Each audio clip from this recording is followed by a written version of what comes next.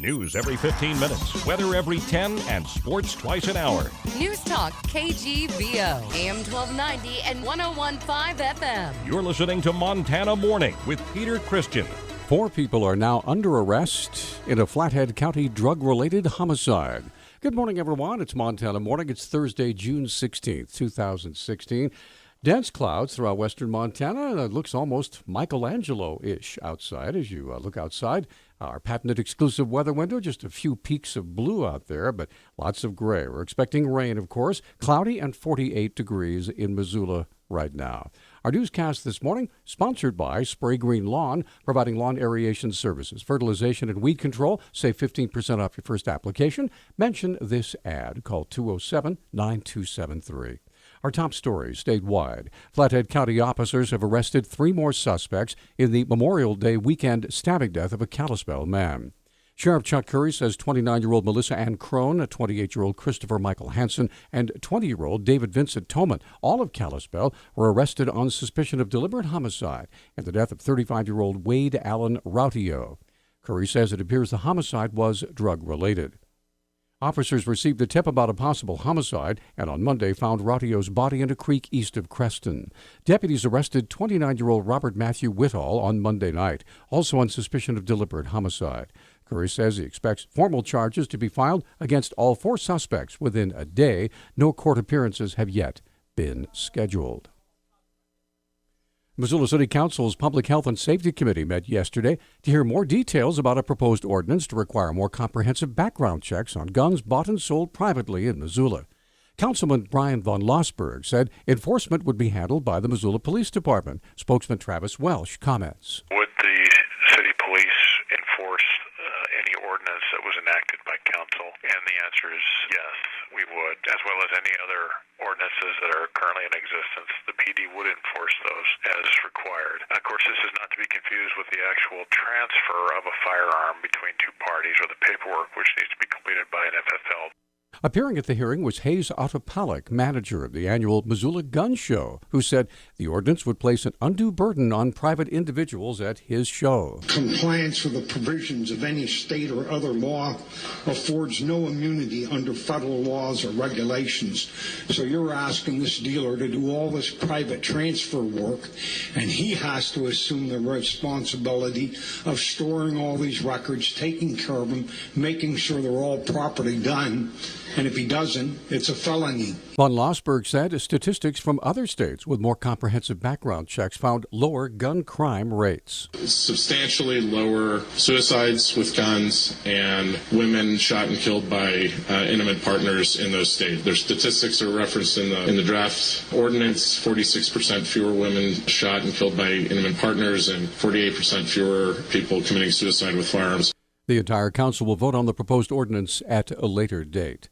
Authorities say a man suspected of causing a fatal crash in Bighorn County had reportedly told the victims he would get help before he fled the scene, and that he never returned.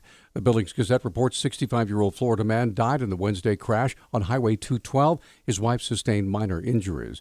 Montana Highway Patrol Trooper Eric Winburn said the suspect had been driving an SUV with a trailer attached to another SUV when he began swerving. He says the towing vehicle then went into the opposite lane before the trailer broke from its hitch and the vehicle carrying the victims was struck. A witness reported the suspect said he was, quote, going for help, end quote, and that took off toward Busby. The crash remains under investigation. Ryan Zinke is Montana's lone congressman. He was also the lone Republican to vote against a bill known as the State National Forest Management Act that would allow the transfer of around 2 million acres of federal lands to states. Zinke explains his vote. Well, I don't mind bucking party leadership when leadership is wrong. And I've long maintained a position on public lands that we view our public lands in Montana differently than Utah.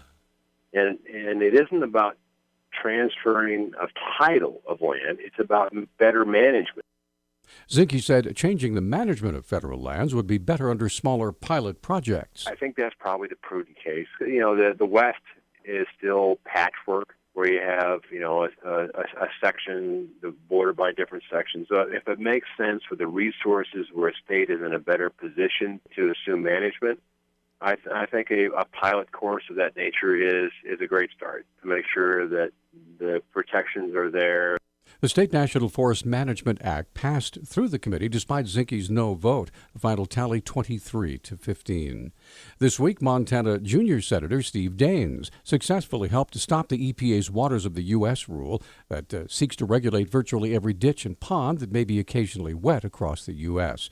The Senate Appropriations Subcommittee on the Interior, Environment, and Related Agencies, of which Daines is a member, approved a bill that would prohibit the WOTUS rule. The bill is set to be taken up by the full Senate Committee on Appropriations later today. The WOTUS rule is a clear effort by the Obama administration to gain control over Montanans' livelihoods and private property rights, and I'm proud to be leading the effort to stop this egregious overreach. Daines is a co-sponsor of Senate Bill 1140, the Federal Water Quality Protection Act, that would direct the EPA and Army Corps of Engineers to issue a revised WOTUS rule that protects traditional navigable water from water pollution while also protecting farmers, ranchers, and private landowners. A tourist from China has been fined $1,000 for walking off the boardwalk in the Mammoth Hot Springs area of Yellowstone Park and collecting thermal water, apparently for medicinal purposes. Park officials say a witness reported seeing the man break through the travertine crust surrounding the hot springs Tuesday and took photos that were turned over to park rangers. The man told rangers he did not read the safety information given to him when he entered the park.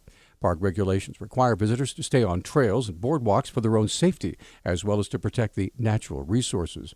Park spokeswoman Charissa Reed said the man reportedly wanted the water for medicinal purposes. Yellowstone officials have not released the man's name. George G. Simmons left Montana when he was 18 to join the Army and help the Allies fight in World War II. But Simmons never returned, and his body was placed in a mass grave in the Philippines. However, American Legion Post 91 historian Doug Mason said, thanks to DNA analysis, Simmons' remains will finally be coming home today. He was a corporal in the United States Army, and he died in the Philippines after being captured on Corregidor and marched up to one of the prisoner of war camps. His body had been exhumed, his remains had been identified, and so he's coming home to his hometown of Corvallis, Montana. Simmons' remains will be flown from Hawaii to Spokane, where they'll be placed in a hearse around 1 p.m. Mountain Time. After that, a procession will begin all the way to Simmons' hometown. At 4:10, they should be going over Lookout Pass, where they'll be picked up by the Montana Highway Patrol. And then they're going to go down the I-90 corridor. They will turn on Reserve, come down Reserve, turn right on Brooks, on 93, and head on down to Florence, go down the East Side Highway. We're expecting about 200 motorcyclists picking up the procession in Bolo. The motorcade is expected to pass through Missoula between 5:30 and 6 p.m. this evening. The veteran service organizations are asking the public to carry American flags and to line Highway 93 down to the Daley Leach Memorial Chapel in Hamilton. Simmons will be laid to rest with full military honors Saturday at 11 a.m. at the Corvallis Cemetery.